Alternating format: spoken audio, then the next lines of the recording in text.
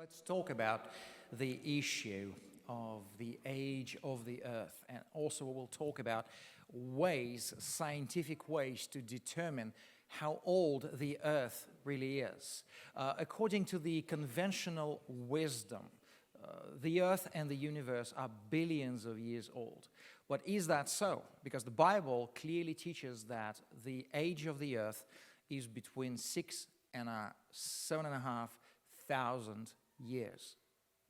So can we believe the Bible when it tells us that the Earth is young? Did everything start with a big bang some 13.82 billion years ago? Or we can really trust the Bible when it estimates the age of the Earth as just in a range of thousands of years, not billions? If you say to someone that you believe in a young Earth and young universe, you will immediately hear, but wait, stop. Doesn't the world have to be old because, and then you will hear a whole list of various reasons why we should believe supposedly that the world is old. Doesn't it take millions of years for the rocks to form, for the diamonds and other gemstones to form, for the stalactites and stalagmites to grow, for the polar ice caps to form, for thousands of feet of sedimentary layers to form, like we see, for example, in the Grand Canyon and the deep canyons themselves? Doesn't it take millions of years for water to cut them slowly and gradually? Does it take millions of years for fossils to form? You know already it's not true. You know that fossilization is a rapid process and it depends on the right conditions, not on the millions of years. Doesn't it take millions of years for coal to form, wood to fossilize? And the argument which inevitably pops up in any discussion about the age of the Earth, and they consider it to be a killer. Doesn't it take millions and billions of years for light to reach us from distant stars and galaxies? I don't know if I will have enough time to cover that particular question, but believe me, we have some very good answers to that question. But let's look at some ways to scientifically determine the age of the world.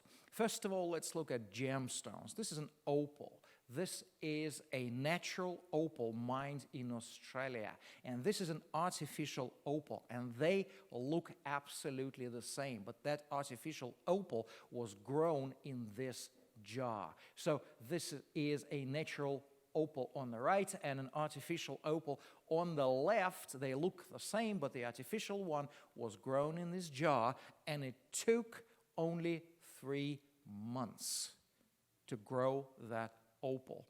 A creation-believing scientist figured it out. He found out that all it takes to grow an opal is to put the right chemicals into a jar, shake it well, and put it on a shelf, and in 3 months an opal will form. Diamonds. It's believed that diamonds are formed over millions of years deep inside the Earth. But we know that actually doesn't take millions of years to form real diamonds, because we've been able to produce industrial diamonds starting from mid-20th century. It requires typically very high temperatures and very high pressures. But in the year 2003, some researchers found a way to produce diamonds in just few minutes, under very high pressures and very high temperatures. But the very next year, some researchers have discovered a way to produce diamonds in 12 hours at much lower temperatures and much lower pressures. And we can make now diamonds very fast in a matter of hours, minutes, weeks, and days. It just takes the right conditions, not millions of years. Stalactites and stalagmites are often mentioned in a discussion about the age of the Earth, and if you've ever been to a limestone cave with stalactites and stalagmites, you might recall what the guide told you even before entering the cave. It takes millions of years to form a cave like that, and you are sternly warned not to touch any of the stalactites or stalagmites, because supposedly it will take thousands of years for them to grow back. But let's look at some stalactites which grew on some Mayan pottery. You can see a pot made by the Maya Indians in Mexico around 700 AD, and this stalactite grew on top of that pot in just 1,300 years. So it doesn't take millions of years to grow.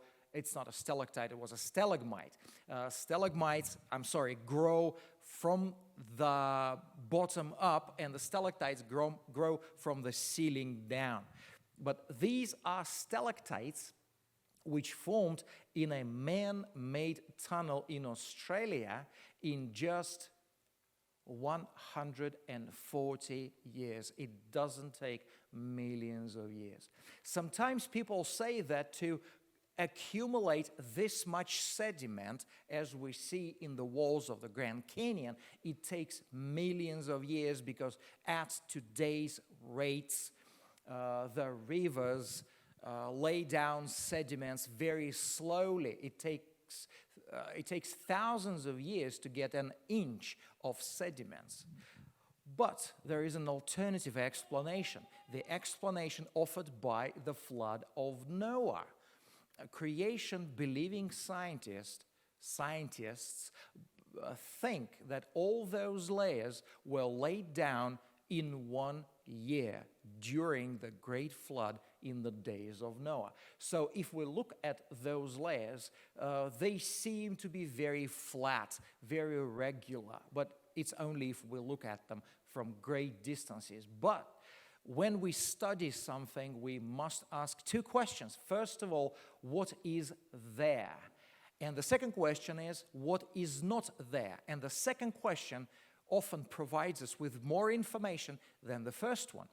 So what is not there between these rocks? First of all, why there are no soil layers between those rock layers? Just imagine if those layers were slowly and gradually accumulating over millions of years. It took a long time for each individual layer to stay on the top. And when a rock stays at the top, it starts turning into soil. So if that layer was at the surface for thousands of years, we must find at least some soil there, but the soil horizons are missing. Also, if the layer is on top for thousands of years or even longer, water pours down from heaven, the water starts flowing along the surface, and water starts eroding V-shaped marks, like in creeks, in rivers, during floods, but those erosion marks are not there. Also, there are no animal holes in the layers, and there are no root holes in the layers. It tells us that those layers were laid down very quickly, one after the other, not over millions of years. Also, there exists a very peculiar and interesting type of fossils. They are called polystrate fossils. Why polystrate? Take an example. This log is a classical polystrate fossil. That's a fossil which penetrates a lot of layers, many layers in the ground at the same time. This is what the word polystrate means. It consists of two parts. Poly, which means many, and strate or strata, meaning layers, many layers. These are typically logs, but they may also be dead bodies of animals or bones or something. So those fossils were suddenly and catastrophically buried in a flood. If they were being buried slowly and gradually over millions or thousands of years, they would have become completely rotten. They would rot away. They would not have been preserved. Then coal. Sometimes people think that it takes millions of years to produce coal, but we know it's not so. Coal can form within few hours in a lab if we have the right raw materials, if we have the right catalysts, and if we have temperature. Basically, in nature, as was shown in the Argonne National Lab in the United States, in nature, coal can form in as little as 36 weeks. That's 9 months. All we need to have for that is wood, tree bark, dead leaves, dead wood, and that plant material should be buried quickly under a lot of dirt, and the temperature should be about 300 degrees Fahrenheit, 150 degrees Celsius, and there should be present a special type of clay, but that clay is a component of volcanic ash. So if you have a lot of wood blown down by tsunamis or volcanoes, if you have lots of water, if you have it covered with lots of sediments, if you have volcanic ash and temperatures high enough, you will get coal in 9 months. And those conditions did exist on the earth during the flood of Noah. And also, you can find some amazing things in coal. For example, in 1912, in Oklahoma, an iron pot was found in coal, which is supposedly 300 to 360 million year old. You know, during one of my presentations, I showed these findings to the audience. And after the presentation, a university professor approached me, and he told me that he didn't believe my explanation of these things. He told me that that story from the Bible and the flood, recent creation, young earth, that all is bogus. But he had an alternative explanation, and he told me that he came to this lecture for that very purpose, to learn more about such findings, because to him, in his opinion, such findings prove beyond any shadow of the doubt, thank you. Sometimes I get confused. I have too many thoughts in my head sometimes. So beyond any shadow of the doubt, it proves that about 300 to 360 million years ago, the earth was visited by aliens. But then I started thinking about it. Well, look at that pot. Well, can you imagine a space traveler? He comes from the regions far beyond our reach. They have developed some technologies which we know nothing about. Those technologies enabled them to make a space travel, and they come to the earth and they make that. That doesn't compute. But what is this? This is something made before the flood. And that pot was used before the flood, and it was trapped in the dead plant material during the flood. And that plant material became coalified, and later we found that pot there. So between the formation of the coal and humans, according to the geologic column diagram, which we discussed last night, so 300 plus million years elapsed, according to the evolutionary interpretation. This bell was found in another piece of coal, which is supposedly 300 plus million years old. it closely resembles some other bells which were found of more recent origin in Babylonia and India. So that was made by some pagans who were trying to get in touch with some spiritual entities before the flood. And now let's talk about some natural clocks which allow us to know that the Earth is not billions of years old. The noble gas helium is produced in the Earth's crust. We will talk more about the helium production later, but if we test the amount of helium in the atmosphere, we will see that the amount of helium in the atmosphere limits the age of the Earth by less than 2 million years. What happens with the helium? It's produced in the minerals, it's produced in the rocks, but it does not combine with any other chemical element. That's why it's called a noble gas. It doesn't care about anything or anyone. So that noble gas leaks out of rocks and it gets into the atmosphere, and that process goes on at a certain rate, and we can measure that rate. That helium does not leave the atmosphere, does not escape from the atmosphere in any significant amounts. Therefore, we have a natural clock, and we know that all the helium in the atmosphere would have collected, would have accumulated in the atmosphere in less than 2 million years. If the Earth was older than 2 million years, we would have more helium. Now, we have a certain amount of salt in the ocean. The average saltiness of the oceans today is about 3.5%.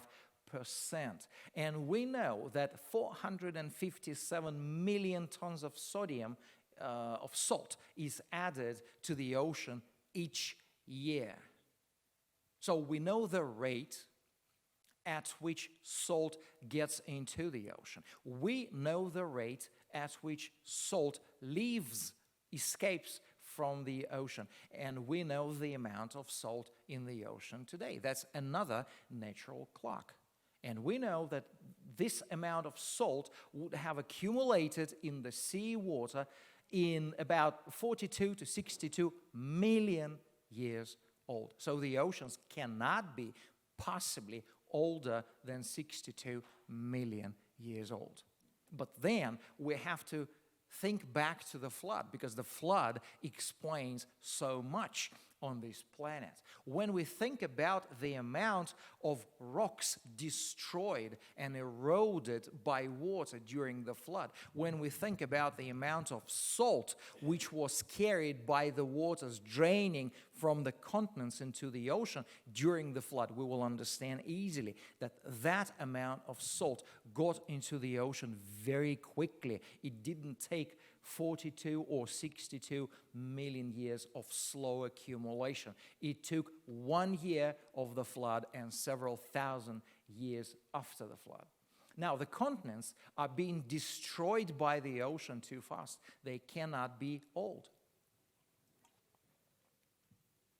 This historical lighthouse on Cape Hatteras was built in 1870. And it was built in about 1,500 feet from the shore.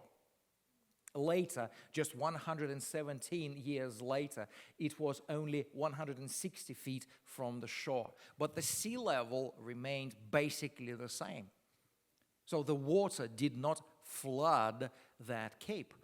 The water just eroded, it destroyed land.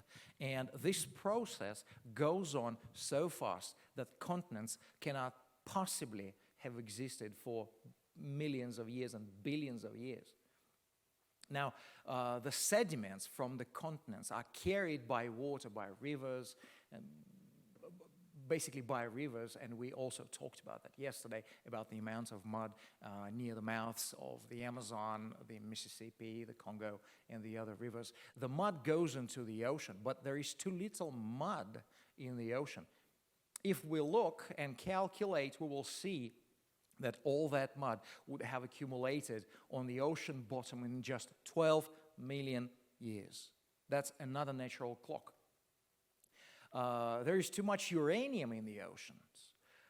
The amount of uranium limits the age of the oceans to under 200,000 years. The pressure in gas and oil wells is too high. Why is that the problem? You see, every natural gas and oil deposit is found between the layers of sedimentary rocks. So natural gas and natural oil are always found trapped between various sedimentary rocks. And sedimentary rocks are like sieves.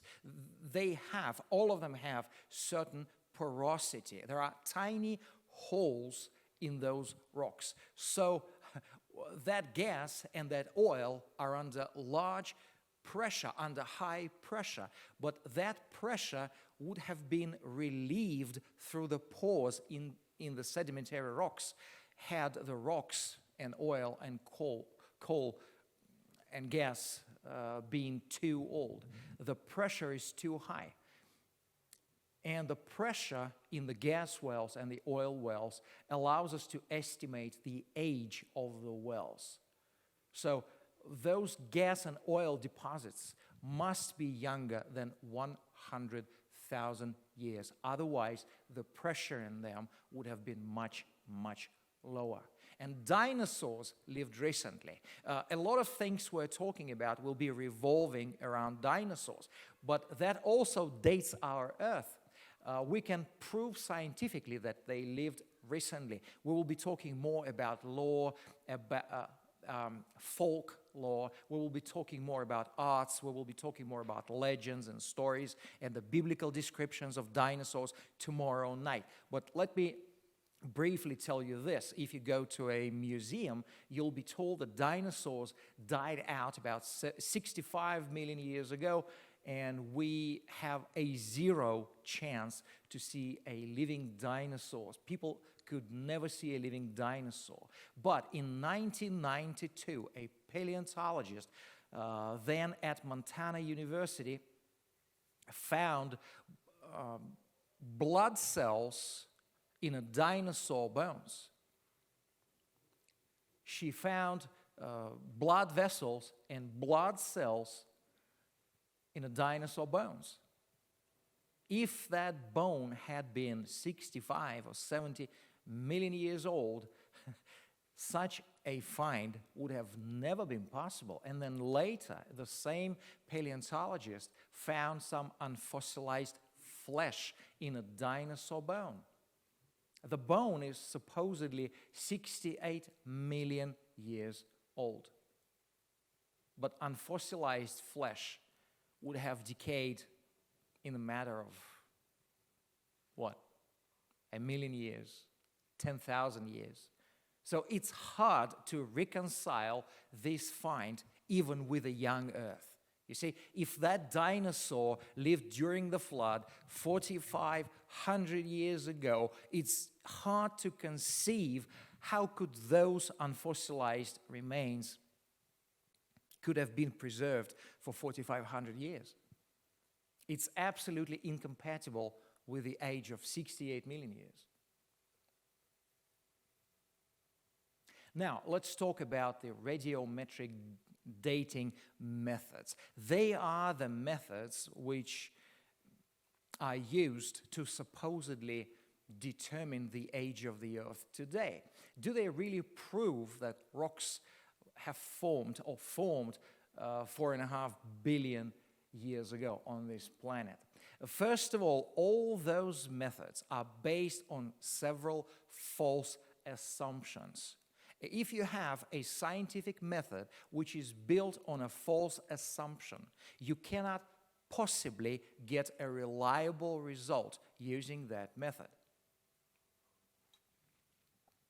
So all those methods are used on measuring the amounts of certain chemical elements in rocks and minerals.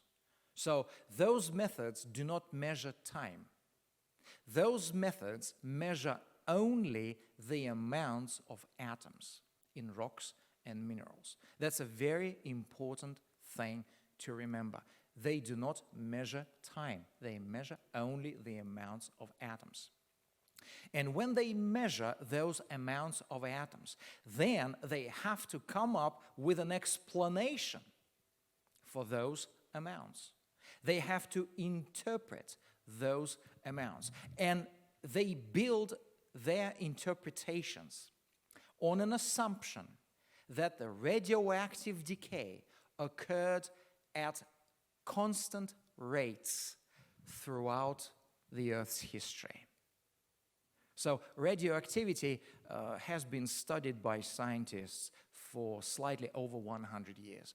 And scientists found out that radioactive decay is a very stubborn thing. You would never want to have a person like that in your church. Whatever you do, you can't change him or her. So whatever you do, whatever devices you come up with, whatever techniques, whatever new approaches you bring from a Christian conference, whatever you apply to that person, trying to change that person's behavior, nothing helps, okay? And you have just to excommunicate that person from the church or suffer humbly, allowing the Lord to work on that person's heart. So radioactivity is a very stubborn thing, and scientists were trying to find ways to change the rates of radioactive decay. What's a radioactive decay? You have an atom or nuclei, the center portion, the main portion of the atom. You have that nuclei, and it cannot live indefinitely. It has to lose something. It has to eject something. It has to get rid of some parts of that nucleus. And that nucleus cannot live forever, and it decays into a different nucleus. So this process of one nucleus transforming into a different nucleus is called radioactive decay or radioactive transformation. So scientists identified a lot of such radioactive nuclei, and they tried to tweak the rates of their decay, the rates at which one nucleus changes into another nucleus. And they have been trying to tweak those characteristics for slightly over 100 years, and they failed. They couldn't do anything. They couldn't find a way to change that rate. And they said, aha, we have now a perfect clock. So to have a clock, you have to have a process which always runs at the same rate, okay? So they said, we have a perfect clock, and now we will use that clock. Various clocks, there are different elements, so there are different clocks. We will use those clocks to determine the age of rocks. But do they really know that nothing can change those decay rates? Do they really know it? No. Why? They have tested those processes for 100 years plus. They couldn't find a way to change those decay rates. But is it wise to say that if we couldn't find a way to change it, or if we haven't seen the rates changing within 100 years, that 1,000,000 years ago it was the same? Is it wise or substantiated to say that 1,000,000,000 years ago it happened in the same manner? No. That may be a reasonable thing to do. That's a reasonable assumption. But that's just an assumption. That's not a fact. So the main false assumption of these methods is that the decay rates are constant and never changing. 1 billion years ago, 4 billion years ago, but that's a belief. That's not a fact. As we believe in the Father, Son, and the Holy Spirit, as we believe in the Savior Jesus Christ, the same way they do believe that those rates do not change. They don't know it, they believe it ultimately. That false assumption makes the radioactive methods, radiometric methods, unreliable. If we talk about carbon-14 radiocarbon dating method, there are additional problems with it related to the flood, and we will talk about that later. But I want to show you several simple examples that will undercut your belief in the radiometric methods, if you still hold on to that belief. The first example comes from the state of Arizona. Sunset Crater is a volcano which erupted about 900 years ago. We can determine the date of the last eruption by tree rings, by Native Americans' artifacts, because some Native Americans lived near the volcano. So we know it erupted about 900 years ago.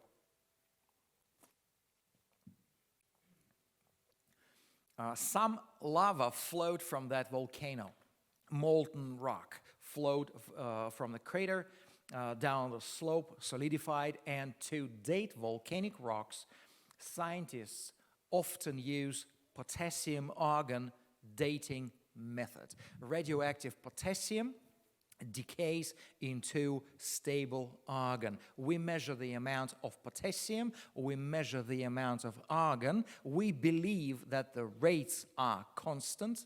We believe that we know the starting condition, and we get a clock. So that clock was used here in the vicinity of this volcano, and it turned out that the lava flows were 210 and 230,000 years old.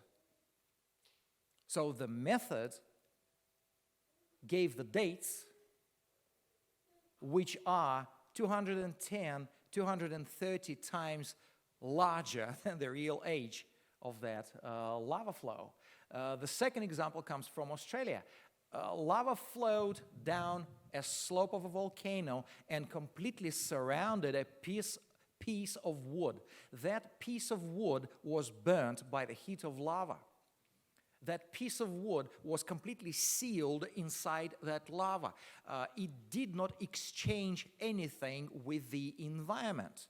So when that piece of lava with that particular piece of charcoal inside was found, somebody thought about taking some samples of the wood and some samples of the lava. Wood can be dated using the radiocarbon dating method, because that's organics. And lava can be dated using the potassium-argon method. So some samples were taken, sent to 2 different labs, which worked absolutely independently from each other. And the lab which did the radiocarbon testing came up with the date of 45,000 years, while the lab which did the potassium-argon testing on the lava got the date of 44 million years. Those dates should be approximately the same. The age of that lava should be in the area of 45,000 years, plus or minus, give or take several thousand years. But when you have results which are 1,000 times more one than another, a factor of 1,000, that's not the correct results. So one of these 2 methods gave a very wrong date. Or, alternatively, the both methods gave very wrong dates, and that's the right explanation. And the third example comes from Hawaii. In 1801, a massive eruption happened on the big island of Hawaii. Massive lava flows were spilled from the Hualalai volcano, and the lava flow was so massive that it reached the ocean floor. And somebody decided to take several samples of that lava. It's the same lava flow from the 1801 eruption. They decided to take samples at different depths. So let's see what results they got. The sample taken from 0.8 miles below the surface gave the date of 0 million years according to potassium-argon method, and that's a correct result. Potassium-argon is useful only when it comes to measuring millions of years. So if the lava is 200 years old, 0 million years, that's a correct result. But then a deeper sample taken from 2 miles below the surface of the ocean showed the date of 12 million years using the same potassium-argon method. But it's the same lava flow. The samples taken at the bottom, 2.6 miles below the surface, were dated by potassium-argon method as 21 million years old. So what does it tell us? It tells us that the apparent age given by this method depends on the conditions in which the lava solidified.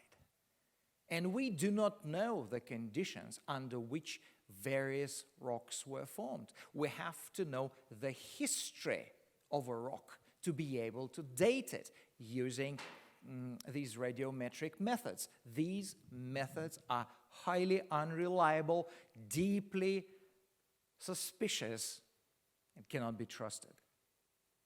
Now, let's talk about the uranium-lead method. Don't be afraid. This is one of the principal methods which gave the current estimate for the age of the Earth. So uranium is an unstable element, uranium-238. It cannot live indefinitely long. So it decays into another element, which decays in turn into another element, and in the end, everything decays into lead-206. So we talk about uranium-lead method, meaning uranium-238 decays in a chain of transformations into lead-206, which does not decay any longer. And how does this clock work? We take a crystal. Very often they are zircon crystals. And we count the amount of atoms of uranium-238 and lead-206 in a crystal. And we say, we believe with all our hearts and with all our mouths, we confess that this rate has always been constant. Okay? We know the amount of uranium, we know the amount of lead, and we calculate the time it took for this much radioactive decay to take place. And they came up, for these particular zircons, with an estimate of 1.5 billion years. So the uranium clock showed the age of those crystals as being 1.5 billion years old. However, there is another clock in these same crystals. I call them helium clocks. Why?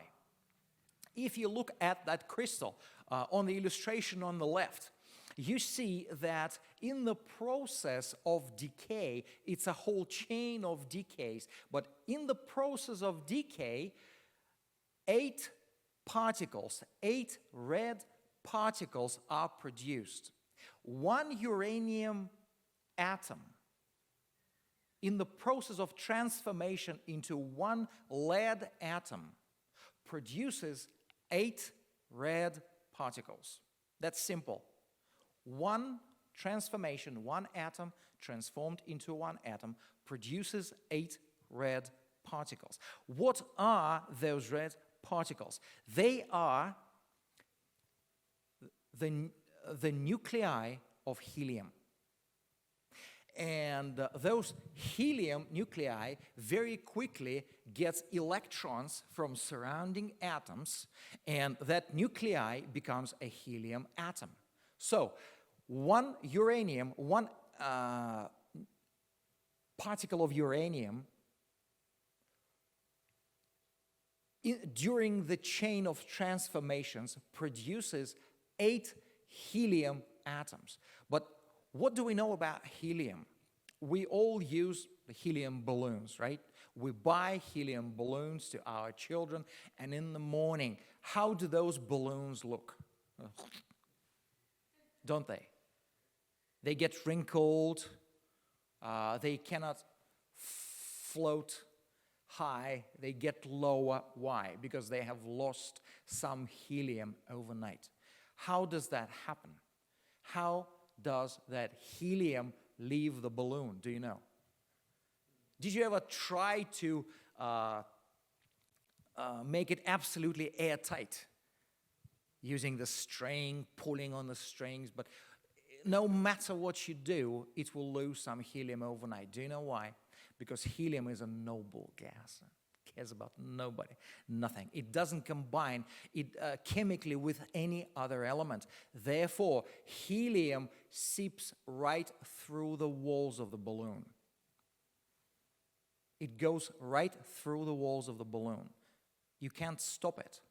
In the same way as helium flows out of the balloons, helium flows out of crystals.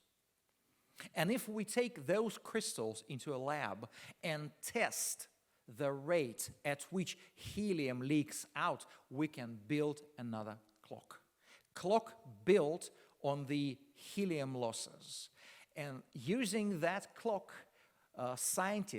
creation scientists, obtained a very different estimate for the age of those crystals. The helium clocks tells us that those crystals are not 1.5 billion years old, they are between 4 and 8,000 years old. That's absolutely compatible with the Bible. You have to understand that 2,000 years is an experimental era, so to speak. So it's 6,000, give or take 2,000 years. We're not sure any time when we conduct any scientific experiments about those things. There are errors, so we've got to take them into account. But that's absolutely compatible with a biblical age for the earth. So there are 2 clocks, not 1 clock in those zircon crystals. And actually, the helium clock invalidates the uranium clock. How can that be explained? How can we explain the discrepancy? The explanation commonly accepted now among the creation scientists is that during certain periods of the Earth's history,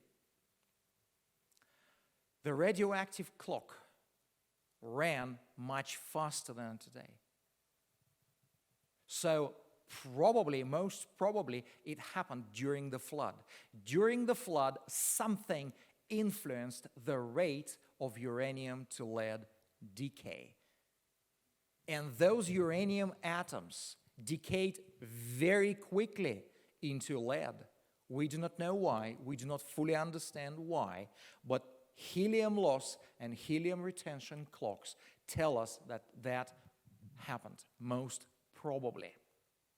Now let's talk about carbon-14. I will not bore you to death with these radioactive things. And you can see that I got excited. You see?